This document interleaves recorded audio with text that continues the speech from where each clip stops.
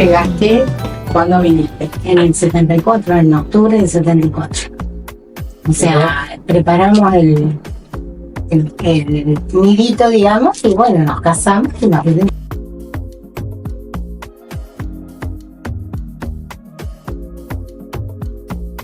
Antes de alquilar y demás, elegimos, porque justo sale el loteo, a pagar en cuotas a 10 años, era posible, y la dificultad fue la distancia, que para llegar a tomar un colectivo había que caminar 3 kilómetros. Pero bueno, era mi lugar, era una pieza sentada en barro, en principio, lo suficiente para el comienzo, y bueno, era mío. Ese fue el inicio, digamos, y el deseo de tener la casa propia.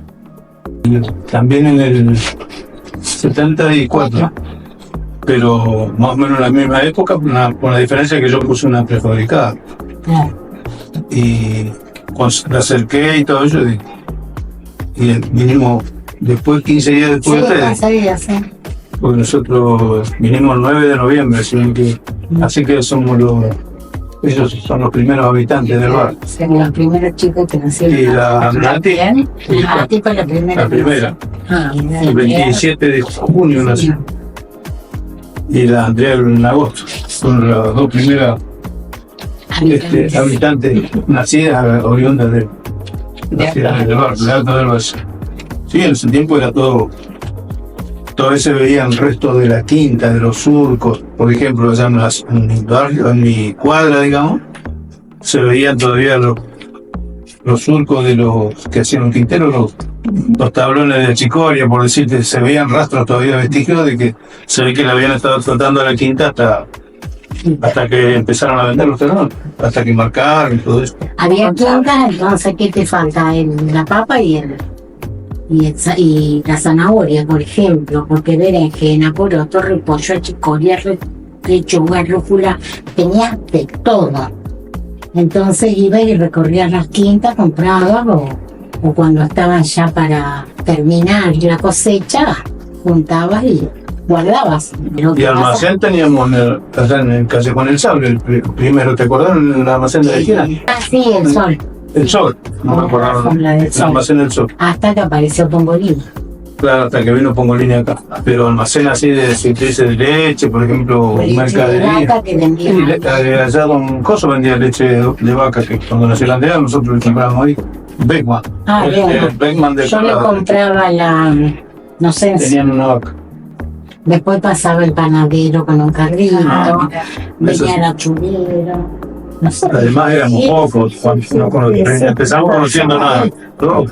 Nos conocíamos, que había 2, 3, 4, 5 familias, nos conocíamos todos. El primer vecinal fue en el año principio del 75, que sí, cuando yo era secretaria, él era el presidente. Cuando vimos que no se cumplían lo hizo del empedrado y de la luz, el tendido eléctrico, todo eso. Y que también fue que hicimos la presentación en la municipalidad de las calles, árboles y los pasajes flores.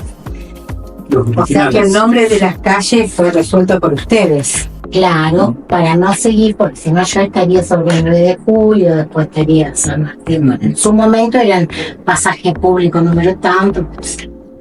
Sí, el pasaje, por ejemplo, tenía 58,5. Era. Claro, y el 58, me parece.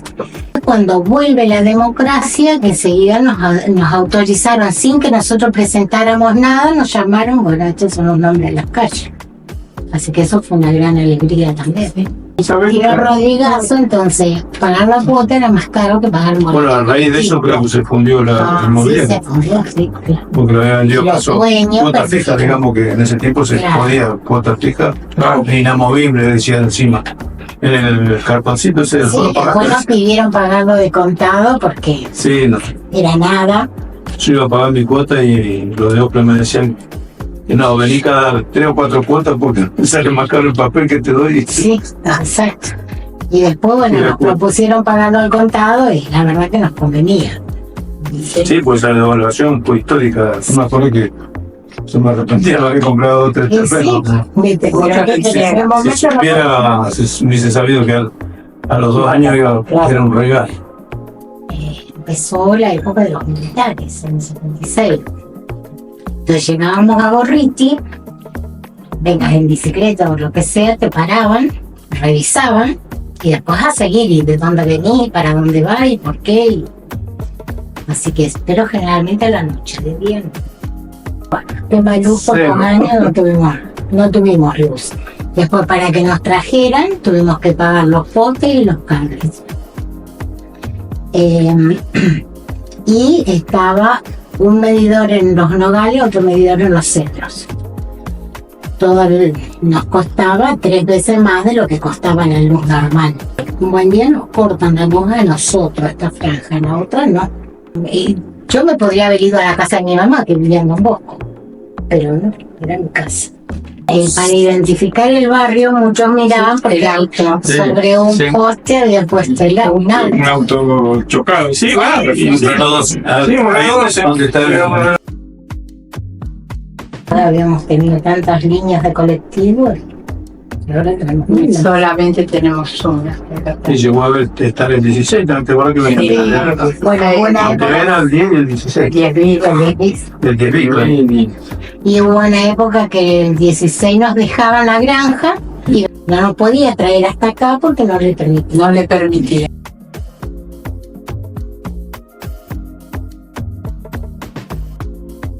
En el 80 vino el padre a hacer la misa de Navidad.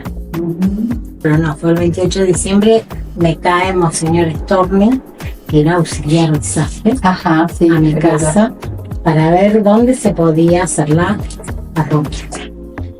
Nos pedían el predio del casco de estancia, que eso estaba espectacular, bravo, pero había que pedirlo a la cooperativa, Bianco. Y bueno, nadie quería hacer ese trámite. Uno con los chicos, las otras personas no querían mucho compromiso, así que bueno, pidió la parte de la clase. Bueno, se la dieron y fue moda. Después al tiempo, muchas cosas que en mi casa se hicieron muchas misas, en el baldío se hicieron las primeras comuniones, por ejemplo, frente a mi casa se armaba con la chata de Don Mazara, el pesebre viviente ahí arriba, se hicieron 2 o 3. Y después Pongolini ofreció el tipo garage que tenía, sí. Y ahí se hacían las misas, y se hicieron bautismos, se hicieron un montón de cosas. Ahí ya era el 85. Y después de ahí pasamos a la casilla de A la Mendoza. casilla. Y después ya a la parroquia, a donde estaba la parroquia, la capilla, sí. Y Monseñor Saspe sugirió María del Pie de la Cruz o Santísima Cruz. Igual se dependía de Pompeya. Sí, nosotros, Sagrada Familia, Protomédico, nosotros y Pompeya. A Pompeya. Y no sé en qué año se declara, en el 91 más o menos, se declara Parroquia Sagrada Familia. Entonces ahí estamos Sagrada Familia, nosotros tenemos Sagrada Familia, todo Pompeya. Calcular que para ir a las reuniones caminábamos de acá hasta Pompeya, 5 kilómetros. Después del 81 vino el padre Julio, que hizo la recorrida los primeros días de enero, el 14, 15, porque yo tenía Débora de día. Vino y ya se instaló con chicos ahí en la casa que estaba ahí, que no había agua, que no había luz, nada en esa casa, pero bueno. Los chicos de Pompeya hicieron la misión ahí. Recorrieron el barrio, recorrieron las quintas y el 1 de febrero se hicieron los bautismos. Y bueno, a partir de ahí empezó el padre Julio a hacer misión, a estar, a hacer cosas, los pesebres, frente a las casas.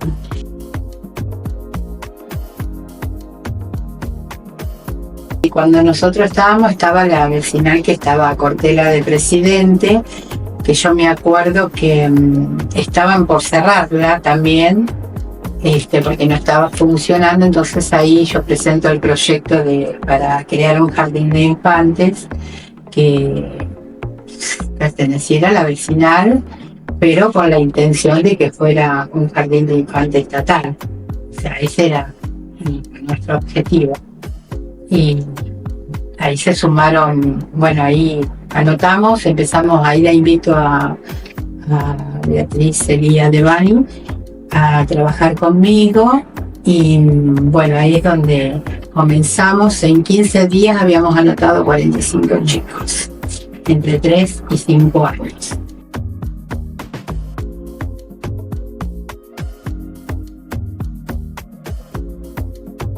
Y bueno, ahí empezamos a trabajar. En el 88 que hacemos el primer festival. Durante 8 años hicimos un festival cuando terminaban las clases.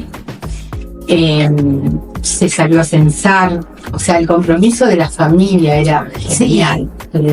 Era genial. Yo me acuerdo con los padres meternos en las quintas a censar, porque bueno, yo era maestra jardinera. Si hubiese sido maestra, hubiese promovido una escuela, enfermera, un dispensario.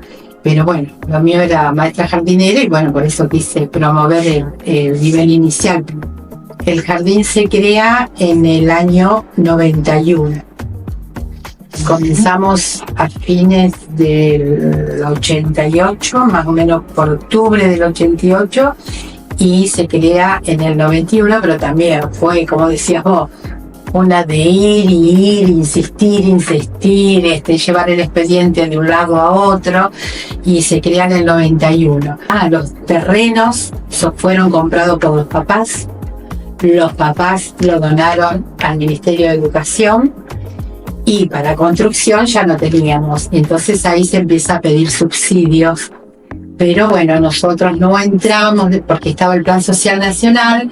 Nosotros no entrábamos porque no era un barrio carencial. Yo me acuerdo que iba y me decía, no, directora, no le podemos dar, usted no reúne las condiciones. Digo, pero ¿por qué no van y se fijan en el barrio, que es un barrio de gente que trabaja? Y bueno, al mes justo me llaman de Plan Social Nacional, y me dice el señor, mire, directora, al final va a tener... Y bueno, ahí se construye la primera aula, que la inauguramos en el 95 para el 25 de mayo. Para nosotros fue todo un acontecimiento, porque el jardín empezamos en una casillita, que después vivía Mendizábal ahí, donde había sido la capilla también, donde la capilla había estado funcionando. Después fuimos al galpón, que está acá en Los Nodales, que hoy hay un taller mecánico, que cuando se inaugura el primer aula, un aula funcionaba acá en el terreno del jardín, y el otro sector del jardín seguía funcionando hasta que se fueron avanzando en la construcción. Así que bueno, también ahí ya después se eligió el nombre, fue a votación, ahí se elige Cosetini porque considerábamos que, bueno, fue algo que me enamoró su proyecto de educación, porque realmente era una persona que reunía todas las condiciones como para el trabajo de ella, de Leticia, de Olga, de su prima. En la Escuela Carrasco para mí fue un quiebre en cuanto a... Era muy parecido a lo que uno trabajaba en el nivel inicial. Bueno, yo realmente vine fascinada cuando conozco la historia de ella. Cuando se coloca el nombre al jardín, también tuve la oportunidad, Leticia Cosetini vivía, así que tuve la oportunidad de ir a Rosario, charlar con ella. Así que bueno, fue una experiencia realmente inolvidable. Bueno, otra institución que surge desde el Jardín de Infantes es que teníamos siempre estábamos viendo cómo proyectarnos en el barrio, y bueno, el dispensario surge del Jardín de Infantes porque teníamos una mamá que era enfermera. Bueno, y ahí surge la idea del dispensario, que ahí tiene una participación muy importante María Celia Tulián, que fue la que acompañó todo ese proceso.